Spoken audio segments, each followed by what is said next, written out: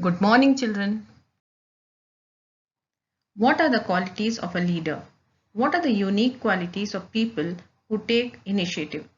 Having a goal is the first step towards leadership, children. Then, planning how to achieve these goals is next. There lies an innate potential to lead in each one of us. So, read the story to find out the stuff leaders are made of. Before listening to the story, let's keep in mind, plan ahead and set goals. Be disciplined and organized. Value other people's strengths. Be willing to learn. Work well in a team. Don't be scared to implement new ideas. Reaching the top. This is about Sir Edmund Hillary, who conquered Mount Everest. On May 29, 1953 at 6:30 a.m., Sir Edmund Hillary came out of his tent into the bitterly cold winds, along with his Nepalese climbing partner Sherpa Tenzing Norgay. He would begin the final stage of one of the most unique adventures of the 20th century. What happened over the next 5 hours is momentous in world history. They started from the Camp 9, a small tent where they had done all the preparations for their journey.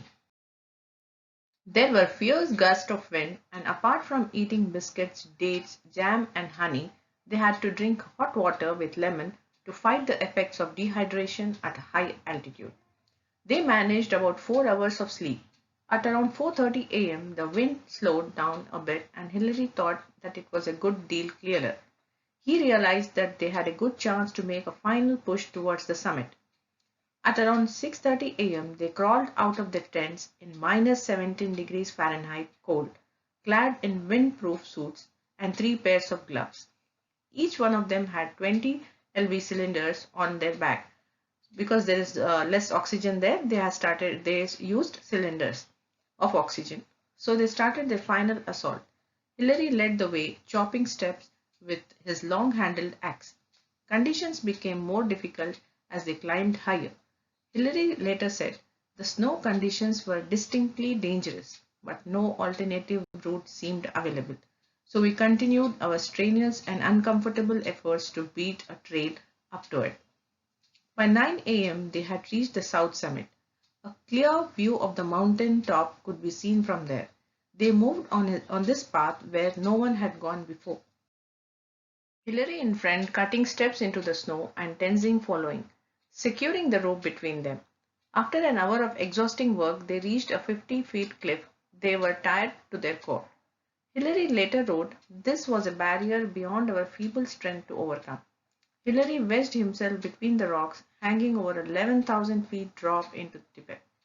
He pulled himself upwards, though it was painful and exhausting.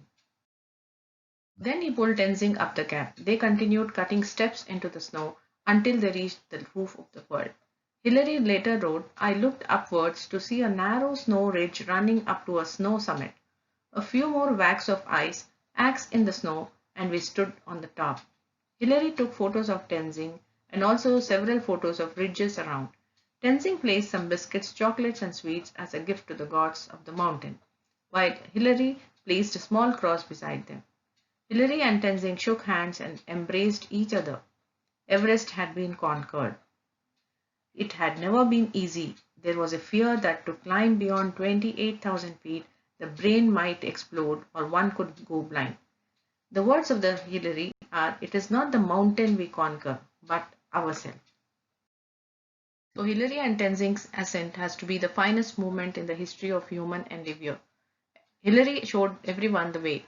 As he said, you don't have to be a hero to do certain things. Wise thought. A leader is one who knows the way, goes the way, and shows the way. Dear children, I hope you like the story of a hero who conquered Mount Everest, Sir Edmund Hillary. He had just a willpower and planned systematically to achieve his goal.